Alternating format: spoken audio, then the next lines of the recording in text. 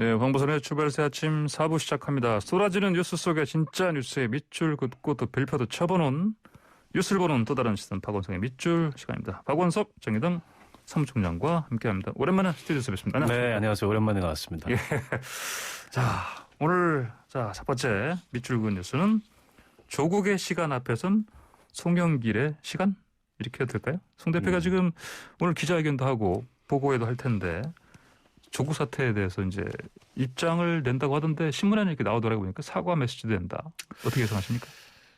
오늘이 이제 송영길 대표 취임 한 달입니다. 예. 취임 한 달 맞아서 이제 그간의 소회와 또 재보궐선거 패배 이후에 그 민심에 대해서 민주당이 이제 경청 투어를 했는데 그 결과를 가지고서 앞으로 대선을 포함해서 여당이 어떻게 나가겠다 이런 구상을 밝히는 자리인데 근데 이제 송영길 대표로서는 참 얄궂기도 하고 좀 곤혹스러운 상황이 되지 않을까 싶어요. 그러니까 이게 지금 보고에도 그렇고 하루 연기한 거 아닙니까 이게? 그렇습니다. 그렇죠. 예. 근데 굳이 이제 비유해서 얘기를 하자면 그 민주당이나 송 대표의 입장에서는 지금은 민주당의 시간이어야 하고 또 대선 주자들의 시간이 돼야 되거든요.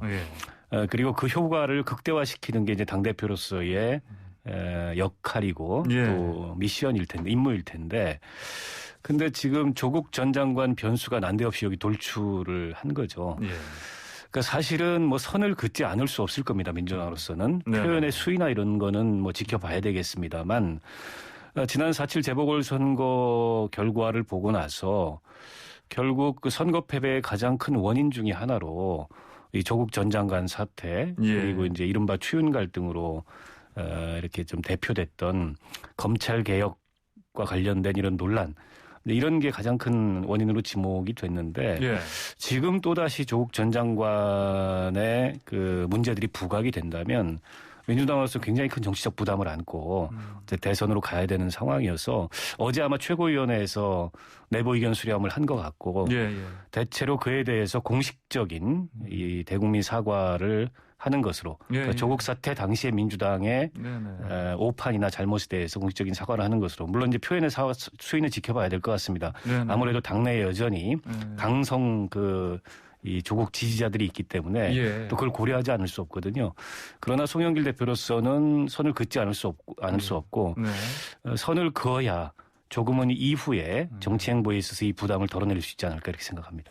그러면 이제 그 뉴스 헤드라인에는 일단 뭐 사과라는 이 글자가 이제 크게 찍힐 텐데 그럼에도 불구하고 아마도 이를테면 조국 사태를 사실 이렇게 바라보는 그 뭐랄까요 분석할 때 기본적으로 사과를 해야 될 부분이 있고 하지만 여전히 그 검찰이 잘못한 부분이 있다. 이런 식으로 나눠서 좀 얘기를 하지 않겠습니까? 뭐 그런 식의 이제 이분법이나 혹은 약간 양비론 비슷한 그런 사과가 될 수도 있겠습니다만 사실은 이게 조국 전 장관이 민주당 내에서도 그런 반응이 나옵니다만 굳이 이 시점에 책을 냈어야 되는가. 물론 이제 본인으로서는 해명해야 될 것들도 있고 또 자기 스스로를 변호해야 될 것들도 있고 또 지지자들을 향해서 국민들을 향해서 메시지를 내야 될 것도 있지만 그런 말씀을 하셨어요. 그러니까 나를 밟고 가라. 뭐 이런 얘기를 했는데 진짜 그런 심정이라면 지금은 조국의 시간이 아니고 침묵의 시간을 택했어야 되는 거 아닌가. 이게 시일이 흐르고 얼마든지 지금 또 재판 중이지 않습니까? 그렇죠. 그리고 정경심 교수 같은 경우에 15개 혐의 기소가 됐는데 그중에 11개 유죄를 받았어요. 그러니까 어떻게 보면 이제 또다시 논란의 중심에 서는 게 나를 밟고 가라는 말과는 다르게 정권이나 여당에 큰 부담을 주는 건데 굳이 지금 타이밍에 저런 책을 내야 됐을까라는 점에서 좀 아쉬움이 있겠죠. 여당으로서는 뭐 이제 곤혹스러울 텐데 선을 긋지 않고서는 이제 다음 단계로 나아가지 못하는 이제 그런 사안인 것만은 분명합니다.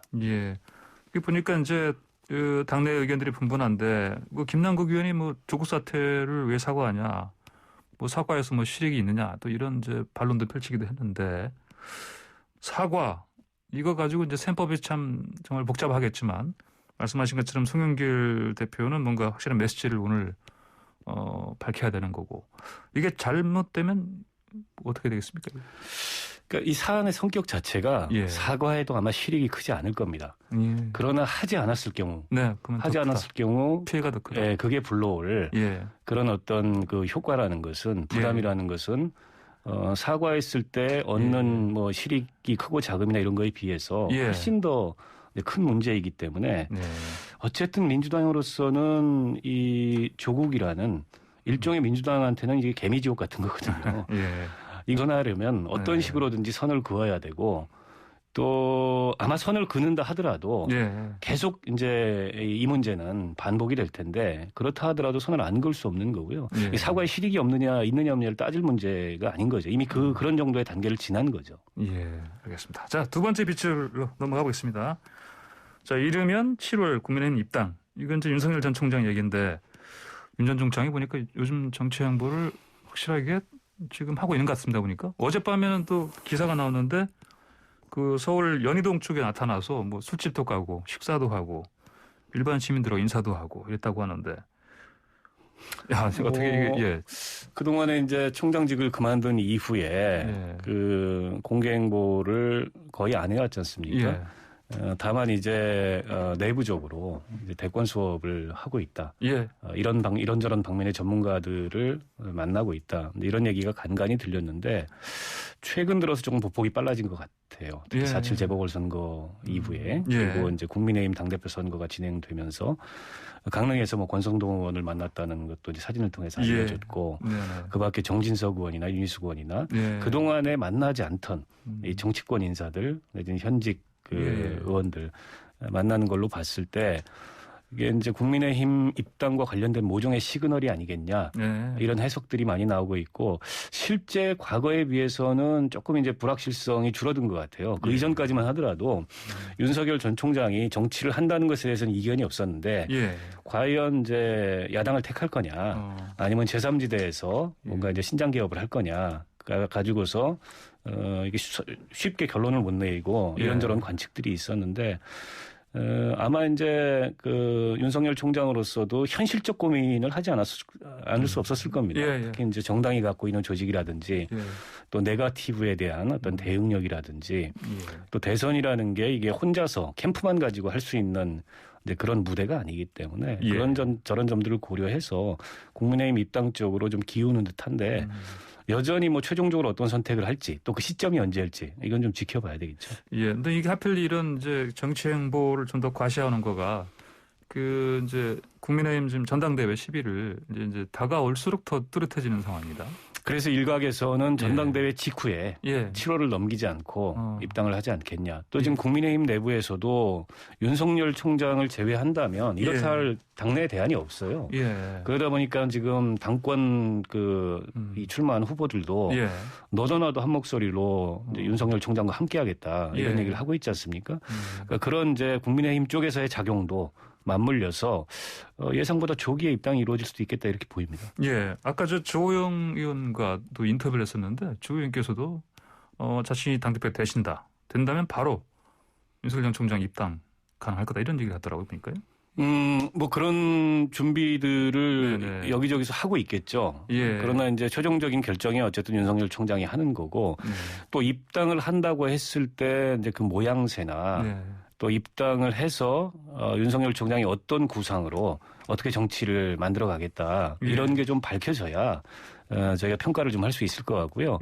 과거에도 뭐 그런 사례들은 있었어요. 뭐 입당을 하거나 이런 사례들. 근데 그래서 정치를 바꿨던 사례가 있느냐. 그러니까 밖에 있을 때 정치권에 몸담고 있지 않았을 때 유력한 어떤 후보로 평가받았던 사람들이 막상 기성정당에 들어가는 순간 기성정당이 갖고 있던 관성이나 이런 거에 오히려 포위돼서 이 정치의 잠재력이랄까 이런 게 주로 대표적인 분이 안철수 그 대표지 않습니까?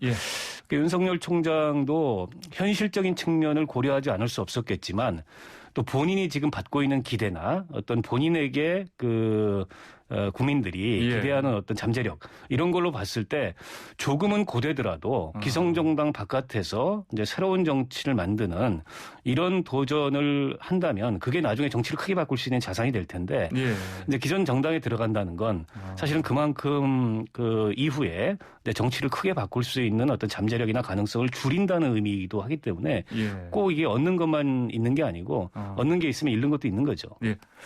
네, 지금 황보사는 출발새 아침 박원석의 밑줄 박원석 정의당 사무총장 함께하고 있는데 유튜브에서 YTN 라디오 검색하시면 보이는 라디오도 함께할 수 있습니다. 자, 방금 채팅창에 청취자분 한 분께서 이거 질문하셨어요. 보니까 윤석열 전 총장 장모 얘기 좀 해주세요 했는데 지금 윤 전 총장이 보니까 장모 관련해서도 뭐 문제 없다, 뭐 깨끗하다 이런 식으로 지금 항변을 적극적으로 하는 것 같은데 보니까요. 그렇죠. 그리고 과거에 이제 윤 총장이 검찰총장이 될 때 청문회에서부터 이제 논란이 됐고 쟁점이 됐고요. 그 뒤로 이제 검찰 수사가 진행이 돼서 이제 기소까지 된 상황인데 앞으로 이제 윤 총장이 정치를 시작하고 대선에 출마하게 되면 가장 큰 검증과 관련해서 가장 큰 논란이 될 대목이 바로 이제 뭐 장모 부인 이런 이제 처가 쪽 얘기 아니겠습니까? 윤 총장으로서는 뭐 미리부터 그에 대해서 강하게 반박을 하고 이제 방어막을 치겠다는 이제 의도가 좀 보이는 것 같고요. 논란이 쉽게 사그라들지는 않을 겁니다. 어찌 됐건 간에 윤 총장이 몸을 담았던 검찰에서는 이 범죄 혐의가 있다라는 이유로 기소를 한 상황이어서 윤 총장이 갖고 있는 그런 법치의 논리로 봤을 때 검찰이 기소를 하게 되면 그건 이제 문제가 있고 범죄 혐의가 있다는 거 아니겠습니까? 그거를 전직 검찰총장 출신인 그 윤석열 그 후보가 이거는 무슨 검찰의 뭐 굉장히 기획된 의도된 정치적인 이런 수사다라고 반박을 하는 순간 약간의 자기 부정이 되게 되거든요. 이제 그런 모순에 빠질 가능성도 저는 굉장히 크다고 봅니다. 알겠습니다. 자, 다음 세 번째 밑줄 그어볼까요? 지금 김호수 검찰총장 뭐 정치 중립 방파제 될 것이다 이런 얘기는 했는데 그 앞서서 박범계 법무장관이 또 이 수사 시스템 바꾸는 쪽으로 손댄 것들이 있습니다. 그리고 이제 곧 또 조만간 이제 대규모 인사를 하겠지만 어떻습니까? 박 장관하고 김 총장 서로 이게 아무래도 파열음 같은 거 나오지 않을까요? 글쎄 뭐 이제 워낙 취임 초기이기 때문에 초기부터 그러지는 않겠지만. 김호수 총장으로서는 여러 가지로 시험대에 선 상황이죠. 그러니까 정치적 중립성과 관련된 논란이 이제 계속 있고 또 검찰 조직 내부에서조차도 이제 그런 문제 제기가 나오고 있는 상황이고 특히 이제 이 검찰 조직 개편과 관련해서 사실상 6대 중대 범죄에 대해서 검찰이 갖고 있는 수사권을 특정한 그 검찰 내부의 부서로 축소시키고 검찰총장이나 특히 장관의 승인을 받아라 수사 개시에 대해서. 그러니까 이거는 사실상 장관이 검찰총장의 역할을 부분적으로 대신하겠다는 거 아니냐.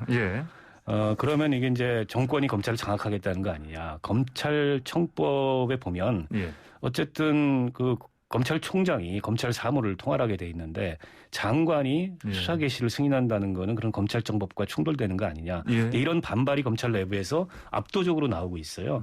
그래서 이 대목에 대해서는 박범계 장관도 김호수 총장을 통해서 검찰의 의견을 들어보고 조정할 건 조정하겠다라고 약간 한 발 물러선 상황이지만 여전히 박범계판 검수완박을 밀어붙이겠다는 또 의지가 한편에 있거든요. 그 가운데서 뭐 충돌이 발생할 수도 있겠죠. 알겠습니다. 자, 다음으로요. 그 5차 재난지원금 이 얘기가 또 이제 나오는데 보니까 추석 전에 뭐 지급하는 방향으로 좀 여당에서 이 논의를 좀 가속화하는 것 같습니다. 보니까 그렇게 될 것 같습니까? 저는 뭐 필요하다고 보고 또 뭐 여당 내에서는 이게 이제 합의가 거의 된 것처럼 보입니다. 근데 이제 정부하고의 조율이 남아 있고 또 이에 따른 이제 재원 마련 어떻게 할 거냐 이런 등등의 이슈들이 남아 있지만 지금 이제 백신이 확대되면서 백신 이제 보급률이 늘어가면서 이제 경제도 회복 국면으로 가고 있는데 아무래도 그 동안에 워낙 그 코로나 양극 코로나 상황으로 인한 이제 중소자영자들의 피해나 또 시민들의 경제적 피해가 컸기 때문에 이게 이제 경제회복 국면에서 조금 그거를 이렇게 뒷받침해 줄 필요가 있거든요. 그런 면에서 추경 편성을 해서 재난지원금 지급 필요하다고 보는데 그에 선행돼야 될 게 있습니다. 그게 국회에서 지금 자영업자들에 대한 손실보상. 그동안의 정부의 행정명령으로 인해서 영업을 하지 못했던 자영업자들의 손실을 보상해 줘야 되는데 법이 논의가 되는데 아직 마무리가 안 됐어요. 특히 이제 소급 적용과 관련돼서 국회와 그러니까 여야를 막론해서 국회와 정부 간의 이견이 커가지고 아마 조만간 정리가 되게 될 텐데 이걸 먼저 선결 짓거나 동시에 이걸 결정을 해야지 그거는 뭐 결정을 못 하고 전국민 재난지원금만 지급한다라면 또 이게 좀 뭐 매표행위가 아니냐 등등부터 여러 가지 논란이 따를 수 있어서 반드시 이걸 마무리 져야 되고 재원 문제를 걱정하는 의견들이 있는데요. 경제가 조금 살아나가지고 올해 1분기에 그 초과 세수가 19조 원 정도 났습니다. 충분히 세수 여력이 있다고 봅니다. 알겠습니다. 자, 오늘 말씀 여기까지 듣겠습니다. 고맙습니다. 고맙습니다. 네, 지금까지 박원석 정의당 사무총장이었습니다.